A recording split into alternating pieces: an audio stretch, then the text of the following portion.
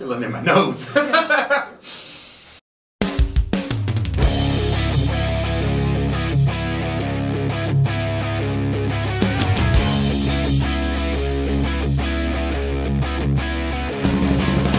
you familiar with spice? Yes, I like to think I'm familiar with spice. Grew up with spicy stuff all my life. We're gonna start with Louisiana hot sauce. It's pretty tame. Okay. Take out this chip? Yep. Okay. I can honestly say I've never tried this on a corn, like a corn tortilla chip. I've had Louisiana on potato chips. We used to like put potato chips in a Ziploc bag, pour some Louisiana sauce, and like mix it up, shake it. It's really good. Yeah. Not that spicy. It's got. No, it's got a good flavor. I see you like playing disc golf. Do you have any techniques for any aspiring disc golfers? Yeah. So when it comes to disc golf, it really depends on the golfer. But I always say that the best form to follow is throwing from shoulder to shoulder, and it's more like a pulling motion than it is a spinning motion. Ah, I see. So I always say, like, imagine you're pulling the lawnmower. The lawnmower's up here, and you're pulling it like that. So yeah, that's what I always say is to any golfer, because if you get the disc flat, it's gonna fly straighter and more like what you want. What is your best score? My best score, I shot at Zilker, and it was like an 8 under. Oh, wow. Yeah. That's good. It could have been lower, but I had a couple of bogeys. Yeah. It could have been 10 under, I think. So. But I'd take the 8 under. I'm happy with that. Yeah, that's good. Yeah. Next we have the Tapatio. Tapatio. Pretty simple one. Yeah.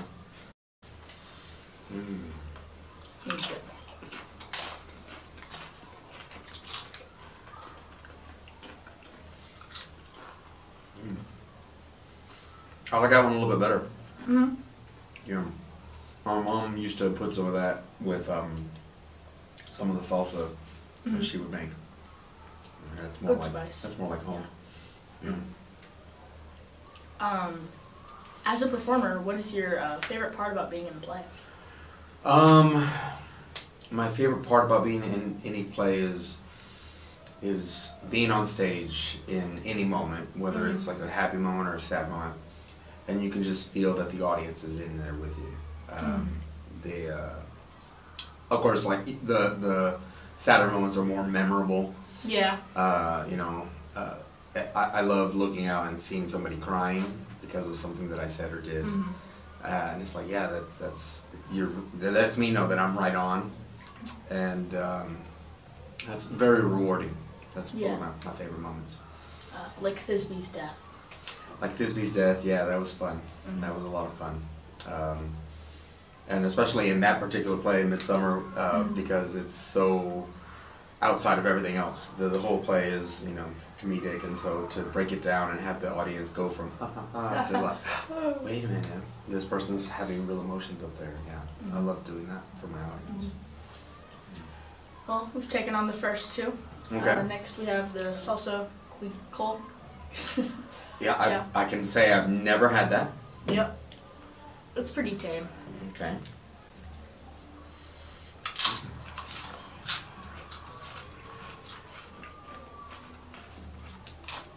Yeah. Okay. So I have a question for you. Oh, yeah. Did you line these up in what you felt was the mildest to the hottest? Yes. Okay. Yes. All right. What would you say is your biggest struggle as a parent? So the hardest part about being a parent is making sure I find the time to connect with my kids. You know, because we get bogged down with, sometimes we bring work home with us. Right. And sometimes there's like things that need to be done around the house, and it's just like, my daughter especially, she's very much like, come play with me, and I was like, and it's like, I have a hard time balancing, because I want to go play, you know, I want to go, I never thought I'd be so into Barbies, but it's that's rewarding. I love doing that, and so making sure that I balance it. That's probably the hardest part, is Yeah. balancing, adult life with parent life, because they're kind of different. Next we have the Keen home style burger sauce hot salsa. I see this one has some flakes of spice in it. Yeah, I like that. quite liquidy. Yeah.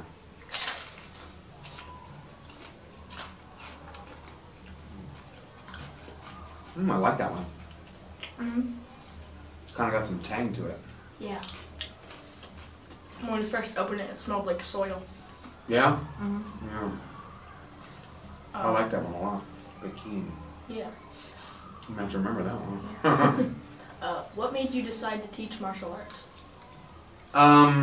Funny story. I was working 2 jobs, and one was my first primary job was I was doing a land survey, and I was outside all the time, and you're with the same 2 guys all day, days in, days out, and I needed some extra cash, so I got a part-time job as a knife sharpener / knife salesman. And so at that point I really got into knife throwing.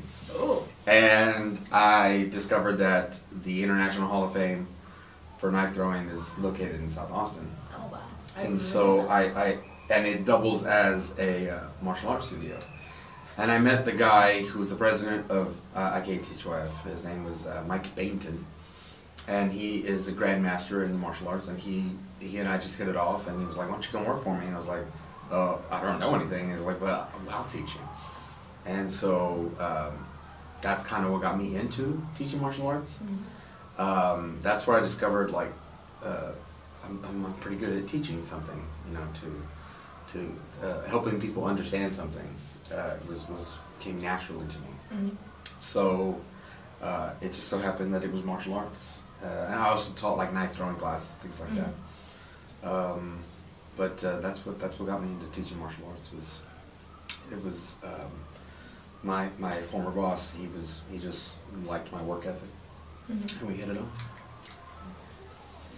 I think this is gonna have to be the last of the pleasant ones. Okay. After about here, it gets pretty serious. I see. Them eyeballing this habaneros. Like, ooh.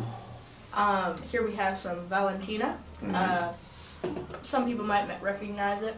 Pretty familiar. Okay.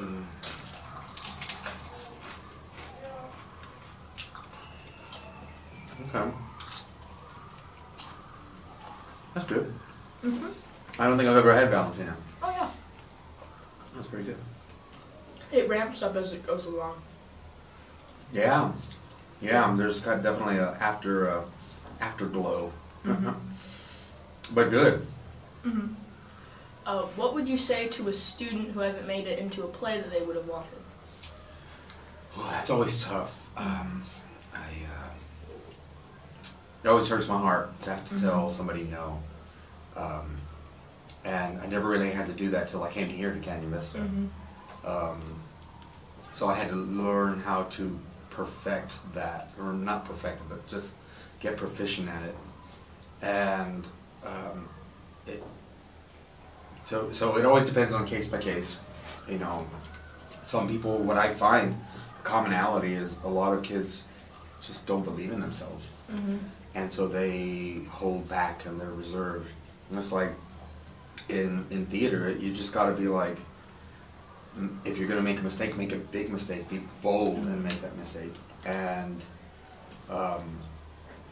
whatever the outcome is, if it's right, the director will let you know. If it's not what the director's looking for, he'll let you know. So, or they'll let you know.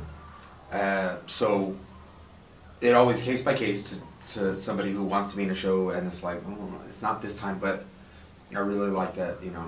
I've seen you a lot, auditioning a lot. You're going to get your chance, I promise you. So normally when a kid who I've never seen before and I have to tell them no, I'm like, hey, just keep trying, keep trying.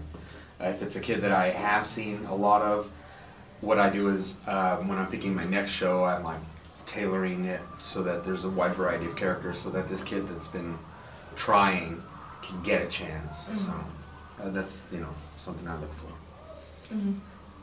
Ooh. Yeah, I'm feeling a little bit there. It's definitely there. Got a little sweat. Oh, next we have the Mexico Lindo Salsa de Chile Habanero Rojo. Oof, Habanero Rojo. Okay. Oh, that smells like it's got some kick to it. Yeah.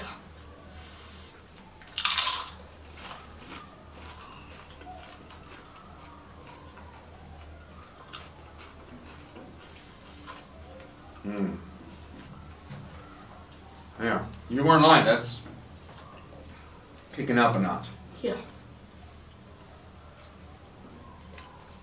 Yeah, wow. Okay, I might have to Starts going out. dip into the chocolate milk. I don't know when the last time was that I had chocolate milk. Yeah. So, Sweet treat. yeah. How do you think teachers' personalities affect their performances in the classroom? Or performance? Oh, how do I think teachers' personalities affect their performance in the classroom? That's a tough one. I always say that there's not one particular characteristic that makes a teacher successful or not. I always think that as long as you've got passion for whatever it is you're teaching, that you can instill that passion into your students and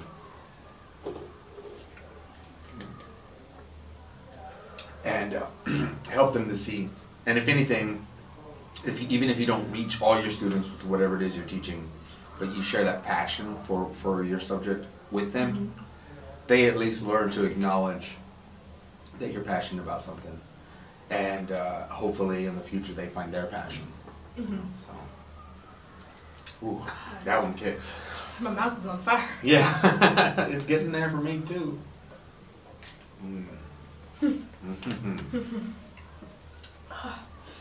Yeesh. Next we have the Habanero Homestyle Extra Hot Salsa. Extra hot. Ooh. I'm getting less. Yeah, I'm preparing myself for this. Okay.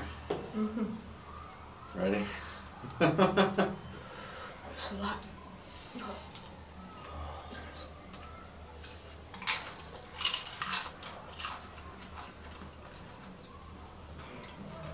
It's got a sweetness to it. Still spice. Yeah. I'm definitely still tasting the last one. Ooh. What, in your opinion, was your favorite production at the school? Wow.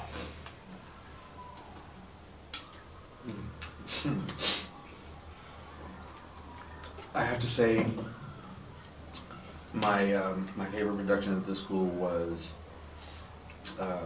last year's Midsummer Night's Dream, and because I got to see kids directing that show, and some of those kids were kids that I had seen since they were 6th graders.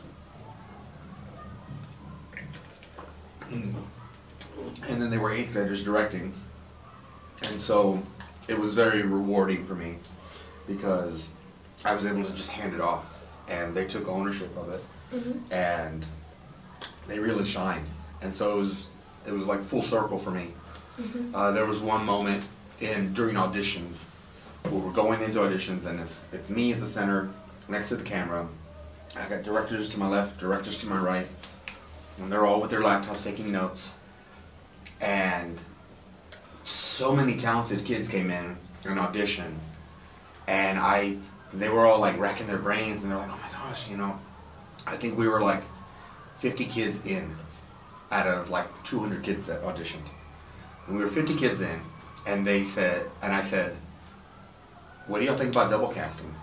And everyone goes, yeah. And so it was very rewarding because one kid said, I like the idea of double casting because if Mr. Vigil hadn't double casted the show that I was first in, I would not have had a chance to be on that stage. And so that just melted my heart because it became, that's when it was like evident that this is full circle for me, because here that kid is giving a chance to a sixth grader that they might not have gotten a chance to, and so and it was a great show. They added things to them that to the show that was I had never thought of, and so it was I got to learn from it too. It's always they say that good theater is stealing. So you take what you like and you see it and you just take it and make it your own and then put it back on another stage, and hopefully it's got your flavor but it's still true to the original sentiment of the play. So I got to see that in that show. So Midsummer Night's Dream, probably my favorite production here. Oh, just kicked my butt. We found this photo. Oh wait, sorry. Okay. My brain stumbled up. Okay, what is this? It's the Mexico Lindo Salsa de Chile Habanero Verde. Verde. My wife grows habanero peppers in our backyard, so.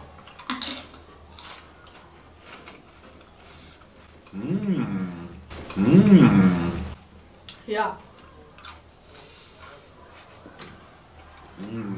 That's good.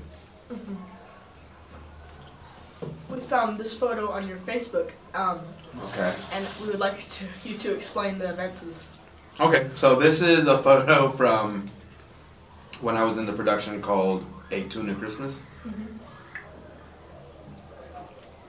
And the premise of that show is, it's a two-man show, a two-person show, usually men.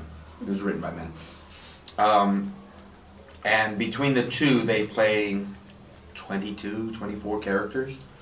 And so there's a lot of quick changes. There's a lot of lines to memorize. Essentially you have this 50 pages of script to memorize because there's 100 pages of the script, and so it's broken up evenly between the two actors.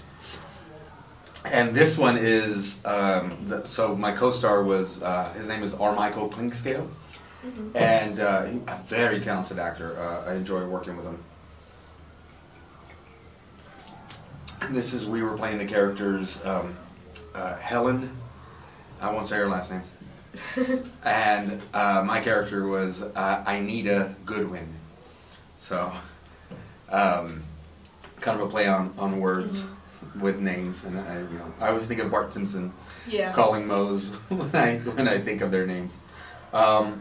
So they are operating this diner, and it's just the two of them working, and chaos ensues, and it was a lot of fun. I like playing these characters because it challenges me to bring something different for each character on stage. The audience knows it's still me, but if I do my job well enough, the illusion there, they don't see me anymore. They see, Inita or any other character that's up there. This will be the final one. The Mayan XX Extra Hot Sauce Salsa Picante Chile Habanero El Yucateco.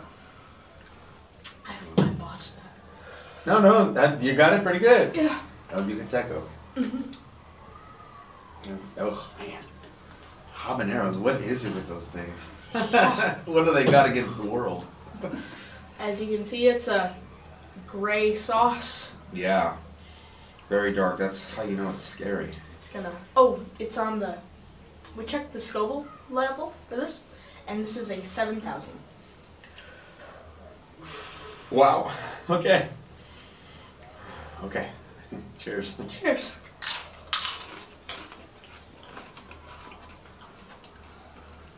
Ooh.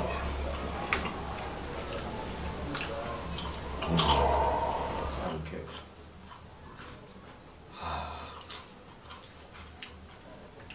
Oh man. What? Feeling in my nose. What allergies? What is your least favorite part about teaching?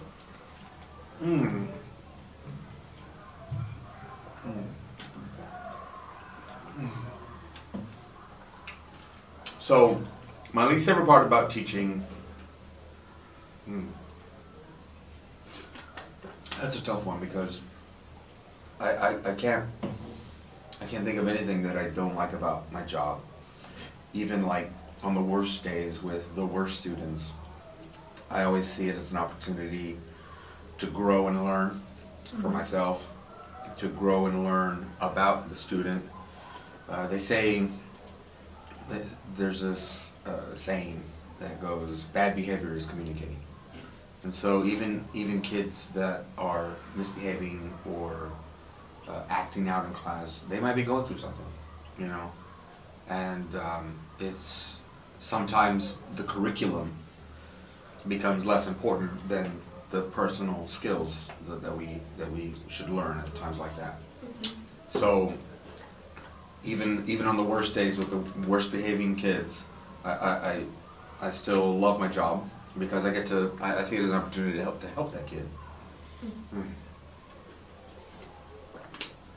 If I had to be picky,